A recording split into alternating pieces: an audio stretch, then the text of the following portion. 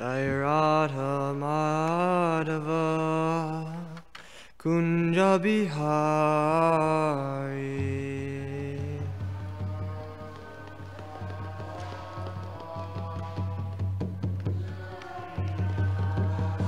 Jai Radha Madhava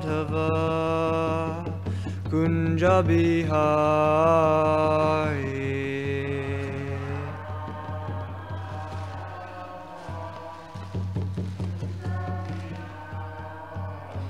Jaya Gopi Jana Vallabha Giridhari.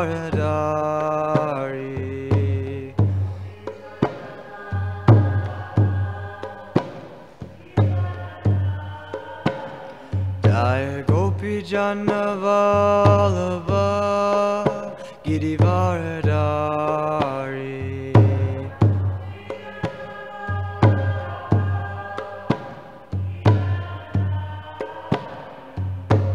Yashoda Nandana Brajajana Ranjana.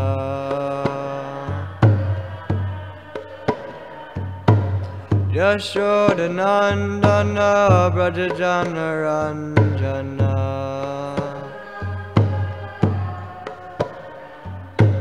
Yamuna Tira Vanachari.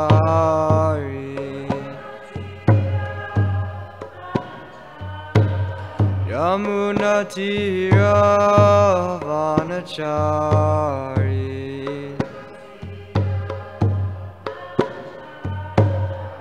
Jaya Radha Madhava Kunja Bihari.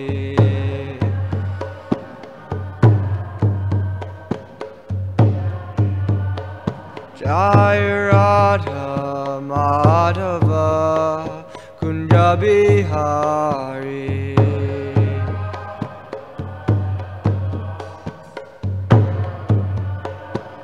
Jaya Gopi Jana Vallabha Giridhari. Jana Vallabha Giridhari. Jaya Gopi Jana Vallabha Giridhari.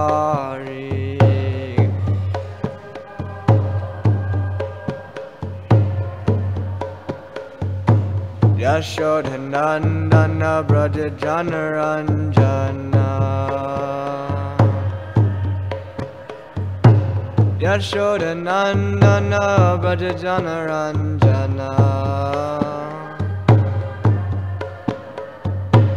Yamuna Tira Vanachari.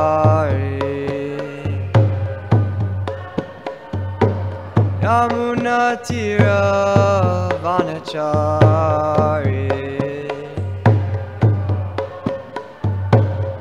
Jaya Radha Madhava Kunja Bihari.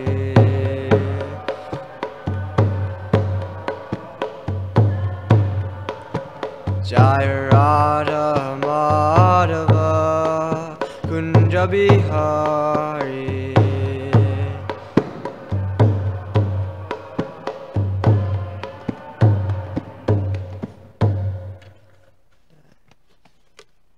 Srila Prabhupada ki jai.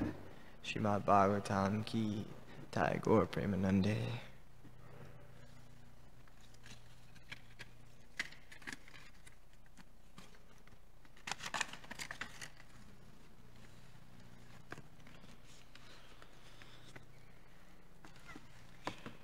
Thank you.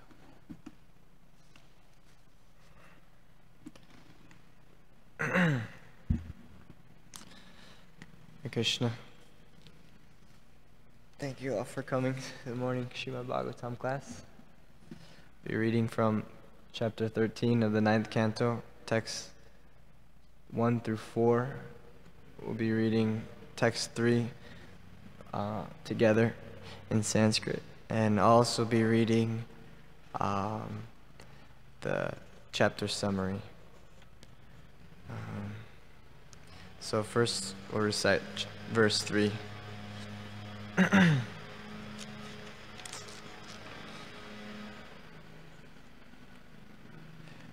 Nimischalam idam vidvan Satram arabatatvat Satram arabatatvam Ritvigbir aparaistavan Nagamadhyavata guru Nimischalam idam vidvan Satram arabatatmavan Ritvigbir aparaistavan Nagamadhyavata guru Nimischalam idam vidvan Sattam arabatatmavan Ritvigbir aparaistavan Nagamadhyavata guru.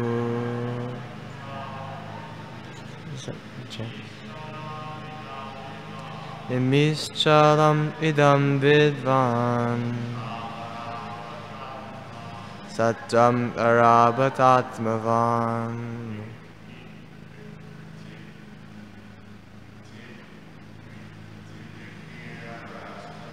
Ritvigbir aparaistavan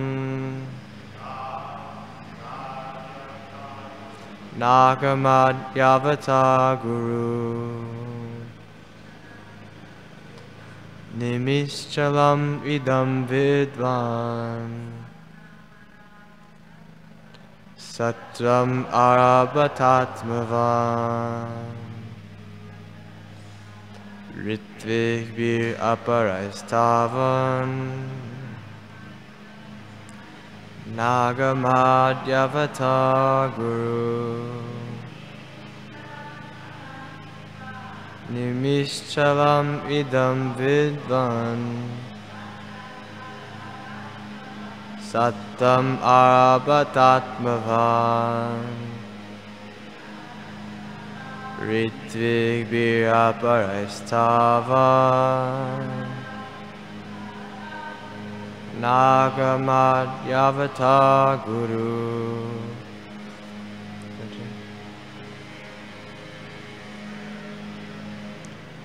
Nimischalam idam vidvan Sattam arabatatmavan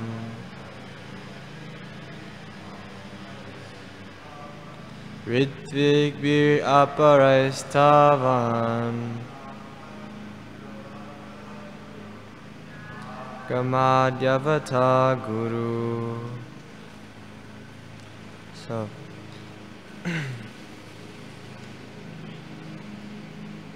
we'll just read this first and then I'll go back to the chapter summary. Nimi, you can repeat word after word. Nimi, Maharaj Nimi. Chalam, flickering. Subject to end at any moment. Subject to end at any moment. Idam, this life. Vidvan, being completely aware of this fact. Satram, the sacrifice. Arabata, inaugurated. Atmavan, self-realized person. Ritvigbihi, by priests. Aparai, other than Vishishta. Tavat, for the time being. Na, not. Agamat, returned. Yavata, so long. Guru, his spiritual master. Vashishta. Translation, purport, His Divine Grace, A.C. Bhaktivedanta Swami, Srila Prabhupada. Srila Prabhupada ki jai. Maharaj Nimi, being a self-realized soul, considered that this life is flickering. Therefore, instead of waiting long for Vasishtha, he began performing the sacrifice with other priests. Purport. Chanakya Pandit says, Shariram Kshana Vidvamsi Kalpanta Stayino Guna. The duration of one's life in the material world may end at any moment. But if, within this life, one does something worthy, that qualification is depicted in history eternally. Here is a great personality, Maharaj Nimi, who knew this fact.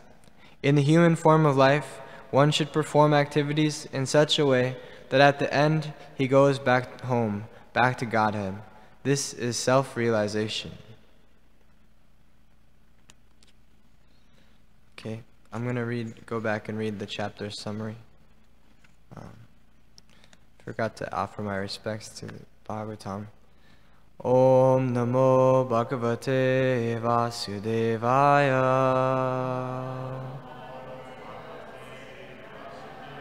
Om Namo Bhagavate Vasudevaya.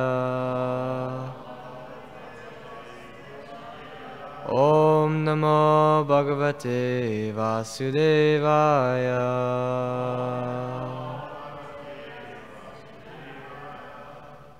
Srimad Bhagavatam ki jai. Chapter 13, summary. The dynasty of Maharaj Nimi. This chapter describes the dynasty in which the great and learned scholar Janaka was born. This is the dynasty of Maharaj Nimi, who is said to have been the son of Ikshvaku. When Maharaj Nimi began performing great sacrifices, he appointed Vasishtha to be chief priest. But Vasishtha refused, for he had already agreed to be priest in performing a yajna for Lord Indra. Vasishtha therefore requested Maharaj Nimi to wait until Lord Indra's sacrifice was finished. But Maharaj Nimi did not wait. He thought, life is very short, so there is no need to wait. He therefore appointed another priest to perform the yajna. Vasishtha was very angry at King Nimi and cursed him, saying, "May your body fall down." Cursed in that way, Maharaj Nimi also became very angry, and he retaliated by saying, "May your body also fall down." As a result of this cursing and counter-cursing, both of them died. After this incident, Vasishtha took birth again, begotten by Mitra and Varuna, who were agitated by Urvashi. The priests who were engaged in the sacrifice for King Nimi preserved Nimi's body in fragrant chemicals. When the sacrifice was over, the priests prayed for Nimi's life to all the demigods who had come to the arena of yajna. But Maharaj Nimi refused to take birth again in a material body, because he considered the body obnoxious. The great sages then churned Nimi's body, and as a result of this churning, Janaka was born. The son of Janaka was Udavasu, and the son of Udavasu was Nandivardhana. The son of Nandivardhana was Suketu, and his descendants continued as follows: Devarata, Brihadratha, Mahavirya, Sudrita, Drishtaketu, Haryashva, Maru, Pratipaka, Kritarat, Deva, Midha, Vishruta, Mahadriti, Kirtirata, Maharoma, Svarnaroma, Hrashvaroma, and Shiradvaja. All these sons appeared in the dynasty one after another. From Shiradvaja,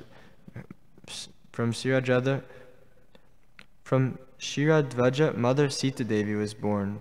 Shiradvaja's son was Kushadvaja, and the son of Kushadvaja was Dharmadvaja.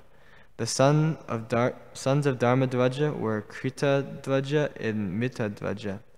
The son of Kritadvaja was Keshidvaja, and the son of Mitadvaja was Kandikya. Keshadvaja was a self-realized soul, and his son was Hanuman, whose descendants were as follows: Satadumna, Suchi, Sandadvaja, Urjaketu, Aja, Purujit, Aristanemi, Shrutayu, Suparshvaka, Chittarat, Keshamadi, Kshemadi, Samarat, Satyarata, Upaguru, Upagupta, Vishwamnanta, Yuyudha, Subhashana, Shruta, Jaya, Vijaya, Rita, Sunaka, Vitahavya, Dhriti, Bahulashva, Kriti, and Mahavasi. All these sons were great self-controlled personalities. This completes the list of the entire dynasty. My pronunciation is being tested. A lot of names, descendants. Okay, so I'll read text 1 through 4. Just the English. Translation to text 1. Srila Sukadeva Goswami said, After beginning sacrifices, Maharaj Nimi, the son of Ikshvaku, requested the great sage Vasishtha to take the post of chief priest. At that time, Vasishtha replied, My dear Maharaj Nimi, I have already accepted the same post in a sacrifice begun by Lord Indra. Text 2. I shall return here after finishing the yajna for Indra. Kindly wait for me until then. Maharaj Nimi remained silent, and Vasishtha began to perform the sacrifice for Lord Indra. This is the verse that we read. Maharaj Nimi, being a self-realized soul, considered that this life is flickering. Therefore, instead of waiting long for Vasishtha, he began performing the sacrifice with other priests. Text 4. After completing the sacrificial performance for King Indra, the spiritual master Vasishtha returned and found that his disciple Maharaj Nimi had disobeyed his instructions. Thus, Vasishtha cursed him, saying, May the material body of Nimi, who considers himself learned, immediately fall.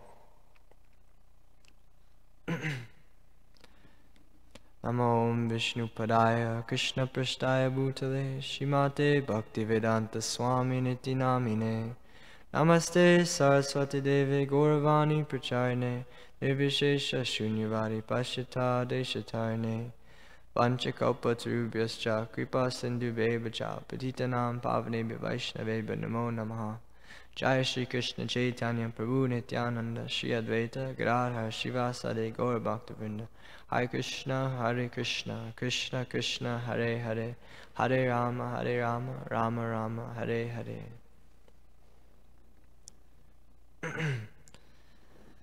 Hare Krishna. Thank you for being here.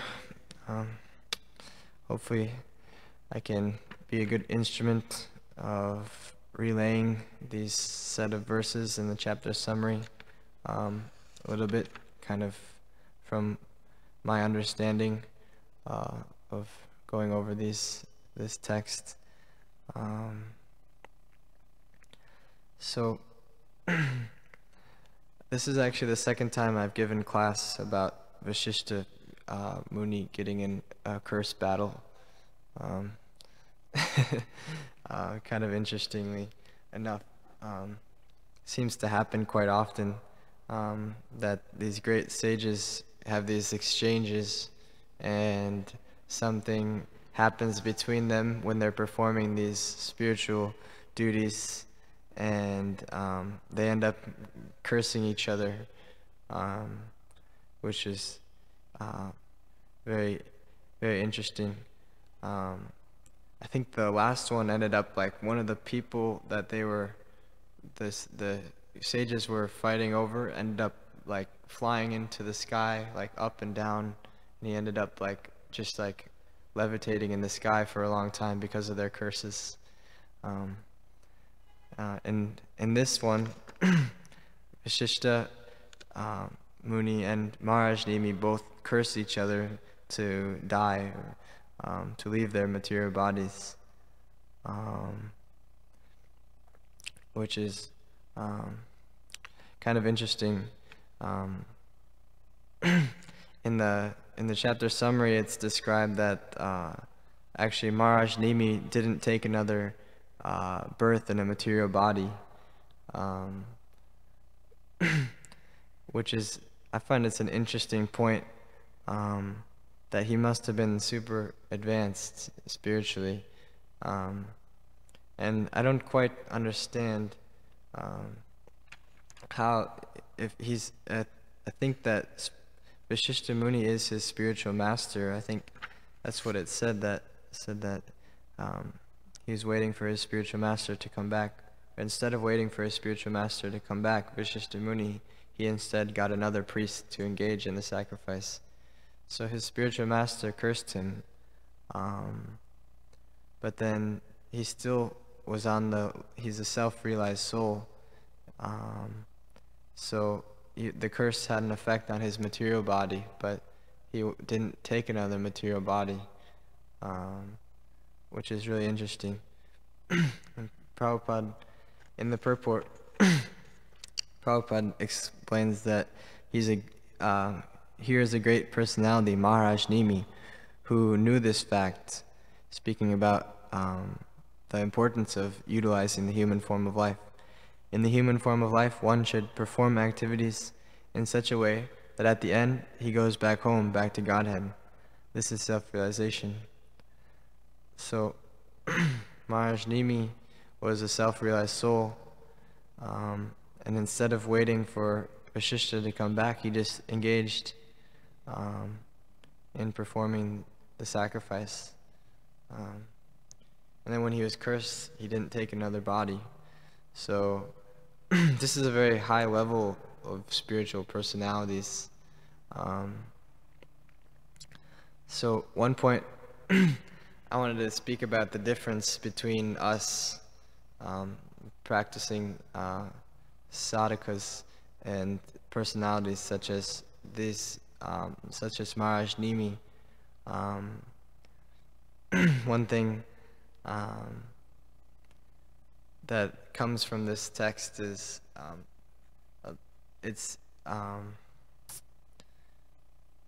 because he's on the spiritual platform, he can act in this way, but because we're not, we have to follow the instructions of the spiritual master. And an important thing is that we don't commit offenses in our practice of Krishna consciousness,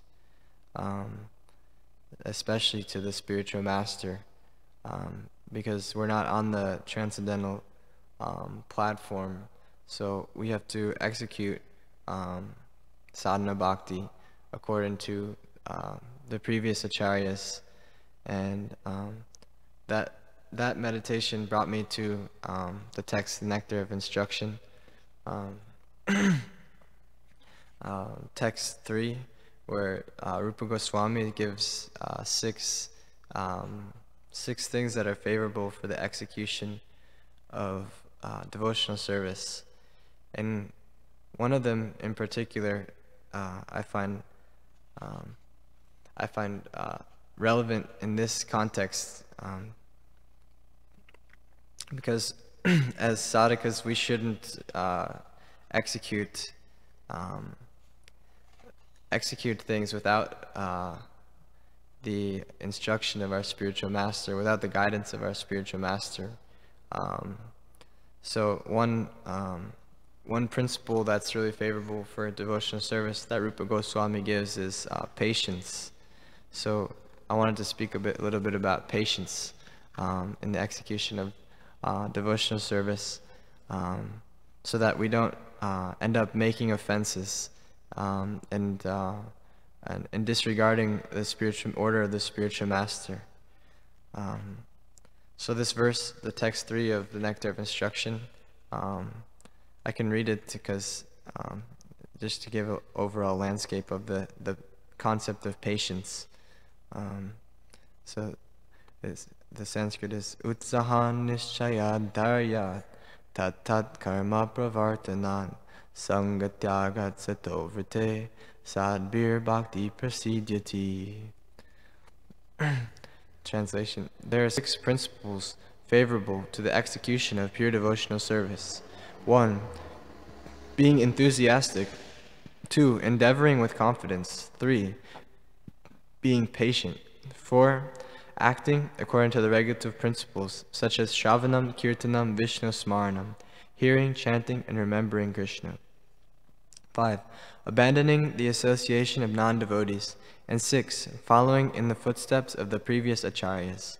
These principles undoubtedly assure the complete success of pure devotional service. So within this text, there's the patience, and in the text, in the purport, Prabhupada explains patience really nicely. He says, these activities must be executed with patience. One should not be impatient in Krishna consciousness. Indeed, this Krishna consciousness movement was started single-handedly, and in the beginning there was no response.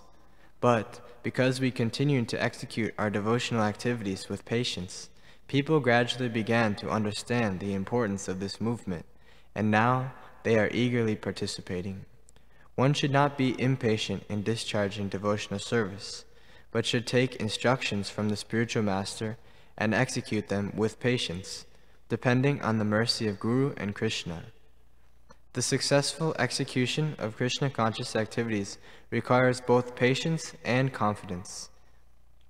A newly married girl naturally expects offspring from her husband, but she cannot expect to have them immediately after marriage. Of course, as soon as she is married, she can attempt to get a child, but she must surrender to her husband, confident that her child will develop and be born in due time. Similarly, in devotional service, surrender means that one has to become confident. The devotee thinks, Avasya Rakshibe Krishna. Krishna will surely protect me and give me help for the successful execution of devotional service. This is called confidence. So, in this paragraph, Prabhupada speaks about confidence and patience together. And he's speaking from his own example that Prabhupada was a really good example of patience in his devotional life. Because like in this verse, it says, you should act in such a way that at the end he goes back home, back to Godhead. This is self-realization. So it's like an immature young devotee could take this and be like, okay, I'm going to act like this now, and I'm going to go back to Godhead tomorrow. But Prabhupada's example shows how to actually do that.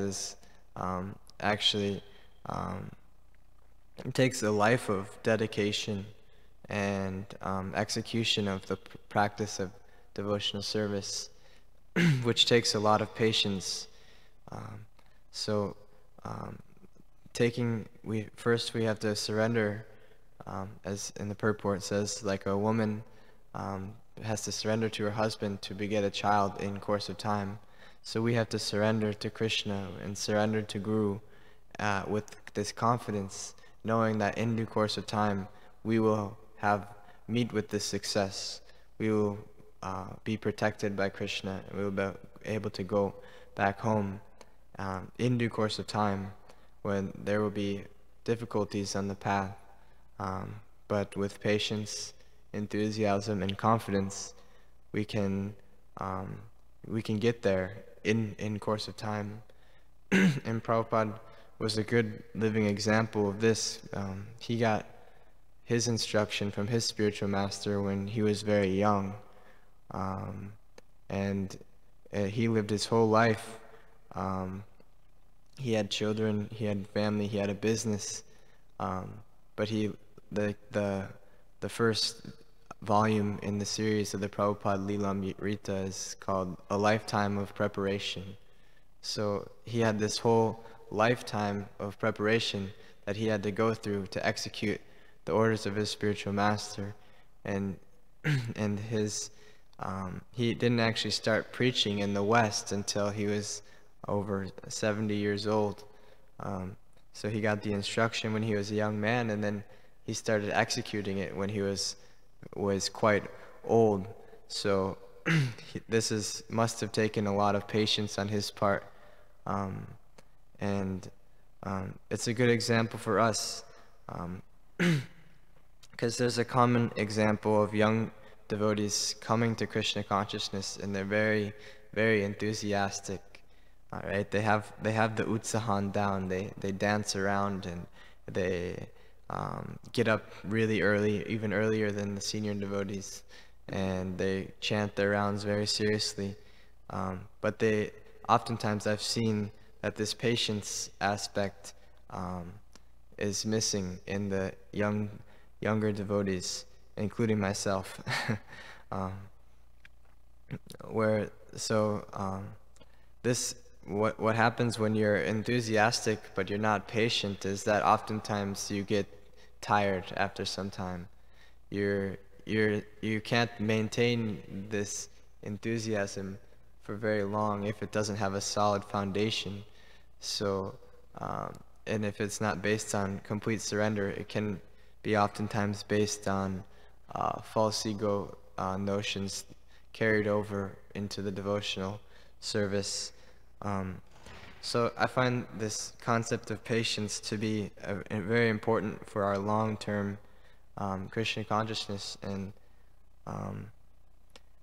also just to do anything in the material world like very great, it takes patience and it takes time.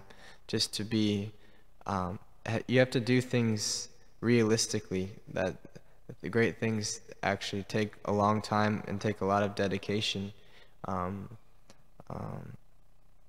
My spiritual master goes around to universities and he speaks about this concept of narcissism in modern society, how modern society breeds narcissism in the youth, that a lot of the television shows and the commercials, they're all telling people how important they are and how they can get whatever they want if they just believe that, and just by going to college, and all these things are promising very quick results. So a lot of these children have a disproportionate idea of themselves, and so when they graduate from college they think that they're going to make a big difference in the world, and a lot of times this is leading to a lot of a series of mental illnesses, actually, of anxiety, depression, and disappointment that comes when actually doing something great takes a whole lifetime. It takes a lot of time. It doesn't happen in just a few years or even 5-10 years. It takes someone who's actually patient to do anything in the material world that's great. What to speak of going back to Godhead and executing the practice of devotional service. So I find myself, I really have to develop this patience to maintain Krishna consciousness for the long period, for the long run of my life. I find I also have this narcissistic tendency growing up in America to feel myself much more important and much more greater than I actually am. And actually, in turn, I grew up watching television every day and eating all sorts of unmentionable things, and my consciousness is very contaminated, filled with false ego notions. So it's going to take a lot of patience and time to go through anartha nivritti and cleanse myself of all the contaminations that have come, even just in this one life, what to speak of other lives. So this patience aspect and executing devotional service under the guidance of the spiritual master, no matter how difficult it gets or how long it takes, we should continue to execute the practice of devotional service with confidence in Krishna that He'll protect us. Oftentimes, if we don't have this patience, oftentimes it actually leads to offenses, and when we're not so advanced and we make offenses, especially to the spiritual master, usually it doesn't end up in the same way as this is happening to Maharaj Nimi, where we don't take another material body. Usually it ends up people actually fall from the practice of devotional service and for a long time end up re-engaging in the material atmosphere and having really a lot of difficulties in their spiritual life. So we have to be very careful of offenses at all times, but especially as new devotees, we have a tendency to be offensive. So this patience principle actually helps a lot in not becoming offensive to senior devotees, because from my experience, a lot of times similar to this experiences of Maharaj Nimi is that I get frustrated when I feel like I become impatient. I want to do something, supposedly I want to do something for Krishna, but oftentimes I'm just kind of acting in the mode of passion. I want to do this, I want to do that. My mind is telling me different ideas. And if I pursue those ideas without the guidance of my spiritual master, that in itself is an offense, is disregarding the instructions of the spiritual master. And two, you become frustrated when you act on your own independent mind and intelligence and false ego and not under the instruction of the spiritual master. So you end up making offenses because you're frustrated. In that frustration in your exchanges with the Vaishnavas, you forget. Sometimes it's easy to forget if you're angry that you shouldn't treat Vaishnavas in a certain way, and that leads to offenses, and offenses leads to falling away from the process of Krishna consciousness. So if this patience is there and executing Krishna devotional service with a cool head under the guidance of the spiritual master, that's a good way to avoid offenses. And on the other end is being impatient and trying to do things all on our own, independent of our spiritual master. That leads oftentimes to frustration and impatience, and it leads to offenses. And I've seen that actually practically before me, that when we get kind of hooked onto a way of doing things, I've seen like a group of people getting hooked to a way of doing some things that's not in line with the authorities of the temple or the senior devotees who are kind of actually empowering them, these younger devotees, to act. They have their own ideas, and they're not able to execute these ideas with patience.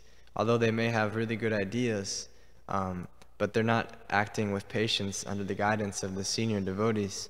So that actually leads to offenses and frustration, and it actually doesn't work out well. So it's great for young devotees to have new ideas and fresh ideas and execute them with confidence, but to actually execute them successfully and for the long run, this patience aspect is extremely important for actually executing a major service. And a major service, then that's what Srila Prabhupada's mandating for the Society of Devotees. His mandate is actually very large, preaching to the entire world, establishing farm communities, working together, and serving this whole worldwide society. Is a huge task, but individually we have to execute it, small services with patience and grow in Krishna consciousness. Then we can do something large can do something great for Srila Prabhupada together if we become strong devotees over time. And then in that way, like in the purport, it's a verse quoted from Chanakya Pandit: the duration of one's life in the material world may end at any moment, but if within this life one does something worthy, that qualification is depicted in history eternally. So we have the opportunity to do something extremely amazing for Srila Prabhupada, but we have to execute it with patience and act realistically. That starts also with developing a strong foundation of hearing and chanting. So that strong sadhana takes patience too, because it seems like where you're not getting very many material results from your hearing and chanting.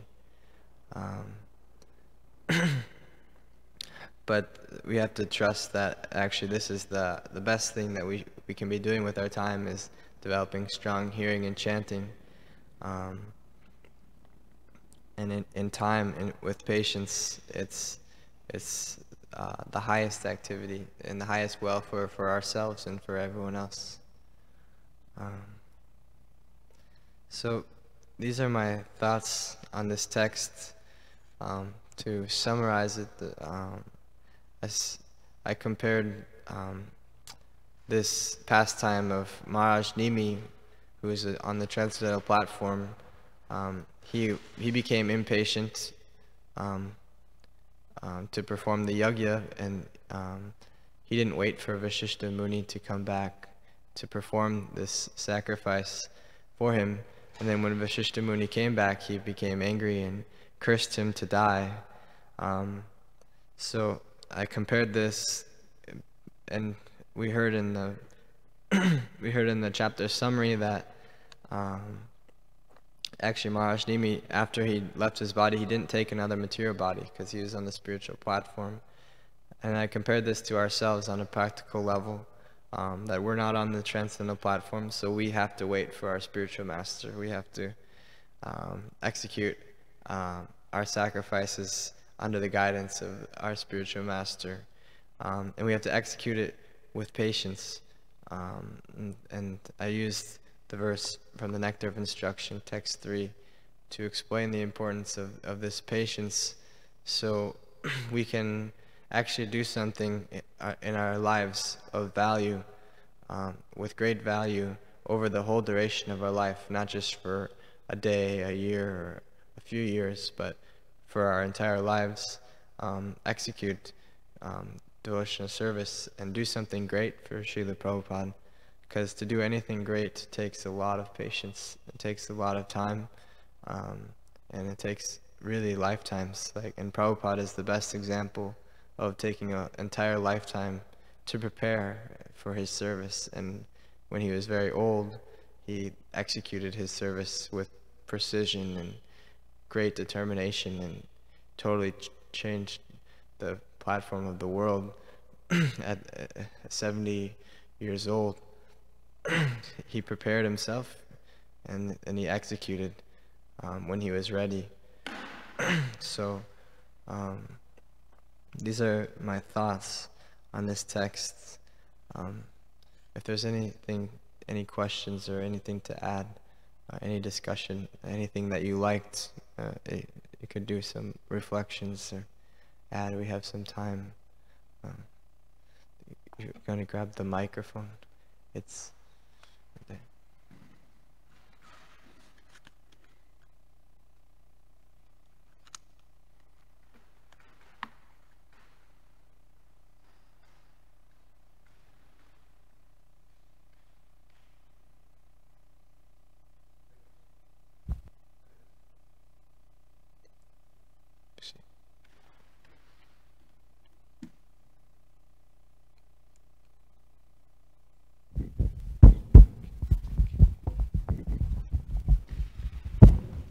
Hare Krishna Prabhu, thank you for a wonderful class.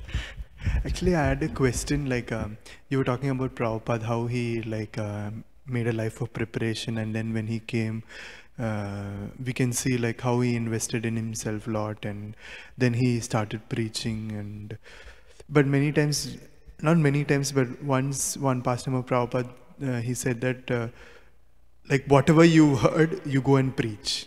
Like whatever like you heard, preaching is that whatever you heard, you go and preach.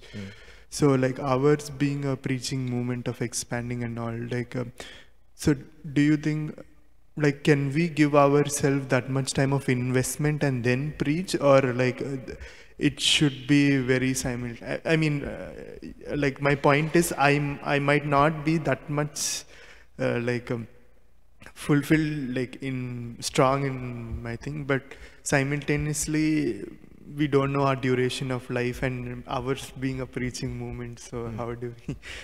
Yeah. That's a nice question. I've thought about this a lot before. There's always those quotes of Prabhupada saying, "Get out there and preach, no matter what." I was also reading in the purport of the 5th canto that Prabhupada said actually a neophyte devotee cannot preach. He said better to execute devotional service and become strong yourself first. So there's different instructions, especially the Prabhupada. And in those days, he didn't have very much time, and he was there to spread Krishna consciousness all over the world in a very quick time. So he inspired the devotees with his personal association to, no matter what, just go out and preach all day. But we've seen since he's left that the devotees couldn't maintain that level of preaching for their level that they were at without the association of Srila Prabhupada.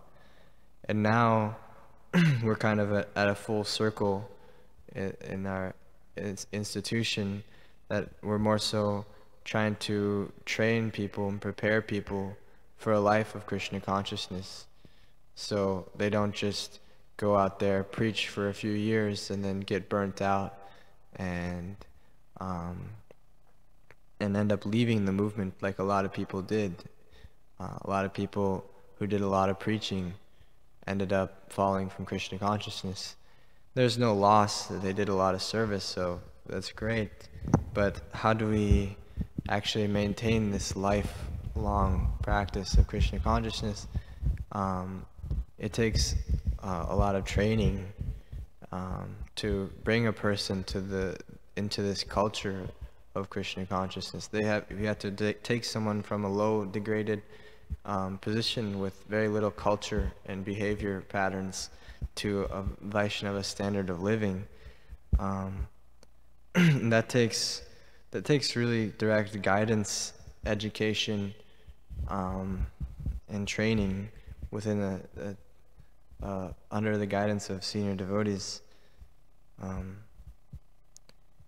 And part of that training can be the preaching practice, where we don't have to know a lot to go out and distribute books and be an instrument for Prabhupada's preaching. And then we give them a book, and Prabhupada is preaching to them through the books, and we can repeat what we're saying. And that's a learning process. That's part of the training. But we're emphasizing in ISKCON Chicago, emphasizing training and education for new devotees, to give them a foundation in Krishna consciousness, so that they can practice Krishna consciousness successfully for their whole life. And we find that to be crucial in maintaining devotional services, giving a well-rounded training, and not just we don't have to imitate the way it was in 1970. There's a different time and purpose, but at the same time, preaching is always good, and the effort can be there. So those are some thoughts. Thank you so much. Thank you for the question. Thank you. Anything else?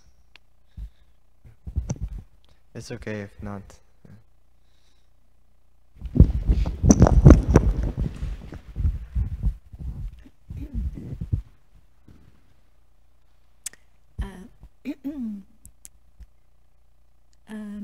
was just thinking of a slightly different angle. You'd emphasized patience, or looked at patience and enthusiasm, and the necessity of, tempering that enthusiasm in some way, bringing it in line with the direction given by the spiritual master. So it seems that becoming impatient, there's the danger of overriding the spiritual master's direction, which is what happened in this particular case. So, and you even mentioned the personal example of witnessing something like that happening, although you didn't state it was particularly overriding the spiritual master's instruction, but at least not being within the purview of the temple authorities' direction. So,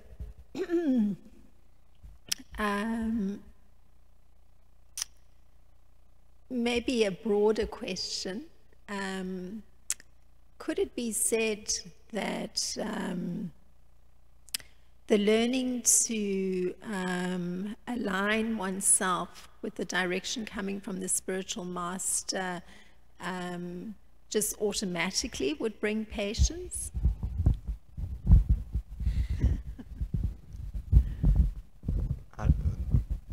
Aligning with the spiritual master will automatically bring patience.